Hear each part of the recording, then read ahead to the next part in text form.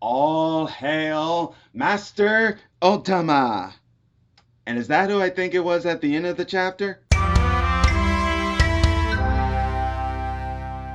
What's up, YouTubers of the world? MegaGeekMixer here to give you guys my review on One Piece manga chapter 1004. So, guys, after three straight chapters of nothing but action on top of the roof of Onigashima with the 5 worst generation members versus the 2 Yonkos, we are finally given a break and getting the chance to see what's going on inside the castle of Onigashima, which is good, guys.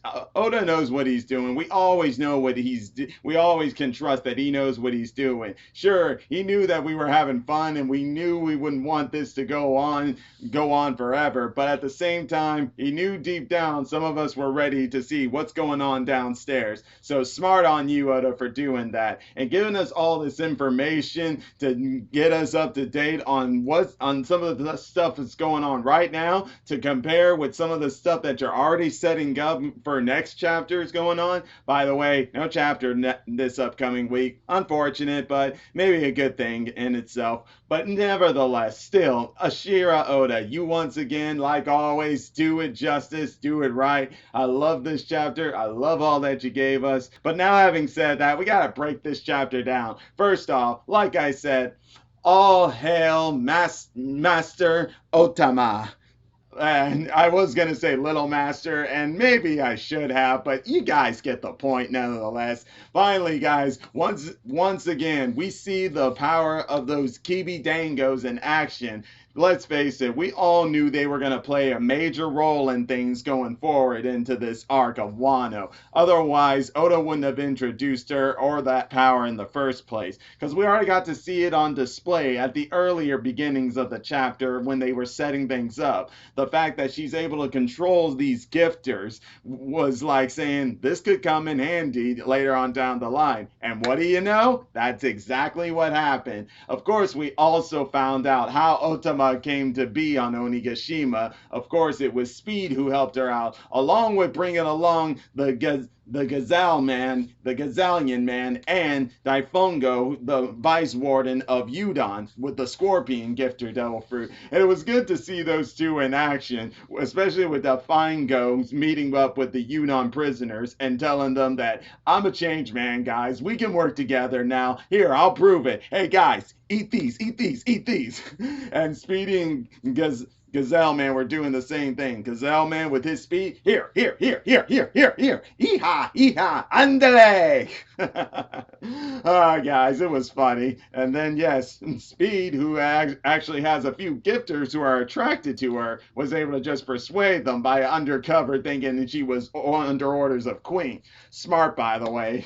But I definitely loved how, like, it was shown to its full capability when she got all of them together to help her as she made the command for them to charge and assist Frankie as he was fighting Sasaki in his Triceratops form. Which, by the way, guys, I'm glad we got to see a little action between those two, because that's one of the ones I was looking forward to the most. A defensive dinosaur like that taking on the Shogun Frankie, or General Frankie. It was really something I've been waiting for, and surprisingly, or not surprisingly, I don't know. All I just know is I know what the General Frankie's made of and how tough it is, but I was wondering how tough it would be against this Triceratops. And what do you know? When he charged, it didn't hurt him or didn't damage him. I think that's because Frankie caught him. I can't remember exactly, but it was shown to us. Yeah, Frankie's showing that. Yeah,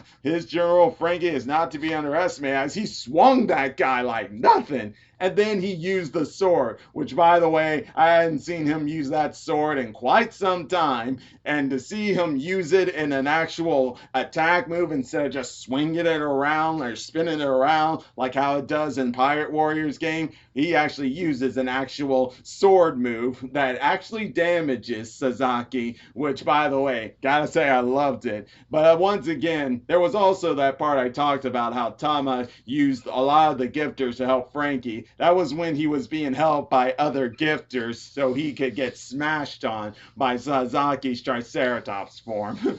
But still, the way it happened too, one of the other ways they were getting fed those dangos was Usopp, which, no surprise, let's face it, guys, with Usopp and his marksman skills, those are perfect. Just pew, pew, pew, pew, pew, pew. I love it. I loved it all. Just shoot him in, go. As you wish, my little master. As you may I be of service, little master. I'm telling you guys, this chapter was funny all the way through. I just loved every minute of it and stuff. And hey, even Nami got a little revenge on Ulti for that headbutt she gave her. Well, and unfortunately, Usopp hasn't gotten revenge yet, but it's pretty clear that Nami and Usopp's opponents are those two, and I can't wait to see how their teamwork works in unison as they take on the brother and sister of Page One and Ulti. Or then again, I'm sensing maybe later on down the line, Sanji may come in later on and fight Page One, because they still got a score to settle there. But until then, Nami and Usopp versus Ulti and Page One, it's looking good. I'm liking this. But now, having talked about those guys, we got to move on to Sanji and Black Maria. This is where it can go back to in, I think, what was it, chapter 909 or 908, somewhere around there before 1000, where Kaido... Big Mom told Kaido that she wants Nico Robin alive. All the other Straw Hats can be just brought down, killed for all that matters. She cares, but not Nico Robin. And it was shown as Black Maria is telling Sanji to call Nico Robin. So this is pretty much showing that this is setting up Black Maria versus Nico Robin. And first off, I gotta say, I loved what Sanji did there when he asked them what they're gonna do to her, and Black Maria just telling her they'll do anything to break her spirit. Sanji's response to that was, never underestimate Nico Robin. And you best believe, you better take his word for it. Do not underestimate that woman. She has survived for so long by herself before being the Straw Hats. So you know she knows how to handle herself and the gruesome tortures of all sorts out there. So I can believe it. And to think that if this happens, Nico Robin versus Black Maria, I actually think this could be a great way to show us what else Nico Robin has learned while being with Dragon. I think it's actually a perfect opportunity to show what Nico Robin has learned when she was with Luffy's father, Dragon. Because while we haven't seen her in an actual fight, we know she can handle herself and stuff. Now she's not as strong as like Luffy, Jinbei, Sanji, and Zoro and Frankie, but she can hold her own in a fight. So this will be a great way to show it and to show off what she's learned from that time.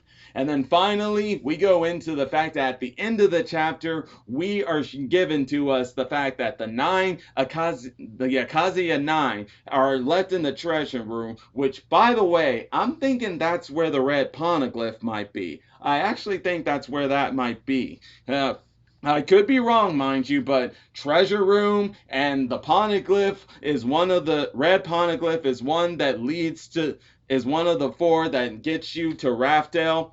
Sounds like a good place to put that Poneglyph if you ask me. But that's just me. But nevertheless, they learned that there was someone in there with the Akaziya 9 after Law teleported them away. This is mainly, I guess... And if I'm a betting man, there are 2 suspects. The obvious one we're thinking of is Hiyori, because, well, that makes the perfect sense. Some are saying Yamato, but no, I don't put that one on my list. The other I put on my list is Toko. There was another one I had on my list here, but it kind of left my head here. I can't remember exactly. I was trying to think of someone... I'm sorry, guys, I can't remember, but we'll just say that for now I have 2 suspects, even though I can't remember what that 3rd suspect was myself. I was trying to think maybe someone I've seen in the past in chapters or something, but nevertheless, Yes, now I remember. Saru, I know that sounds crazy. I know that sounds out of the blue there, but you never know. Saru, Kinemon's wife. So yeah, there was her, and that's Hiyori and Toka. Those are the ones I'm thinking of. Those are the suspects, I think, who are over there, who are tending to the wounded of the Akazuya 9, which makes perfect sense for Hiyori and for Toko because Toko knows all about Hiyori and stuff, and no doubt wherever Hiyori goes, Toko goes and stuff. And who knows? I could also maybe see Saru, like, even though, like, maybe word got out that Kinemon was back, and she also began to learn of where he might be, and probably just worrying so much, just couldn't take it, that she decided to sneak into Onigashima herself. Now, like I said, guys, now I know Saru's like a wild card out there, but the thing about Oda is he's always pulling out surprises left and right, people you wouldn't expect. That's why I put her out there, even though that's like a very wild thing to say. Well, at least maybe for some of y'all, you might think I'm right if you look at some of the breadcrumbs here and there, but the obvious ones are Hiyori and Toko. And I could be right on that. I could not be right on that. It's all about waiting and seeing what we get here, because I am very interested in everything we've been getting here. Heck, maybe this is somebody we haven't met yet, and but considering how like Oda always sets up so many of these characters in some place or another before the great big battle, and doesn't really introduce them unless they feel essentially necessary in that specific point in time, I don't think so. But either way, that was the chapter, guys. And like I said, so much given to us. The only thing we don't know about is Chopper, Brook, and Nico Robin. The last we saw, Chopper had found a cure to the plague of that ice devil bullet, and Nico Robin and Brook were helping him in curing them all. And I still can't wait to see what that leads to. And we still haven't gotten to see the hybrid forms of King, Jack, and Queen. Two of them, Jack and Queen, who are facing Marco right now. Maybe we'll see it right there. Who knows? But either way, guys, love the chapter. Great way to give us things going on downstairs while things are going on upstairs. Which, by the way, can't wait to see that hybrid form. But all in all, love this chapter. Can't wait 2 weeks from now to see what we get next. But until then, guys, I'm going to leave it all at that. And hey, if you're enjoying my videos, all you got to do is click that like button, subscribe to the channel, hit the bell icon to be notified when I make more videos. And until then, MegaGeekMixer signing out. Bye!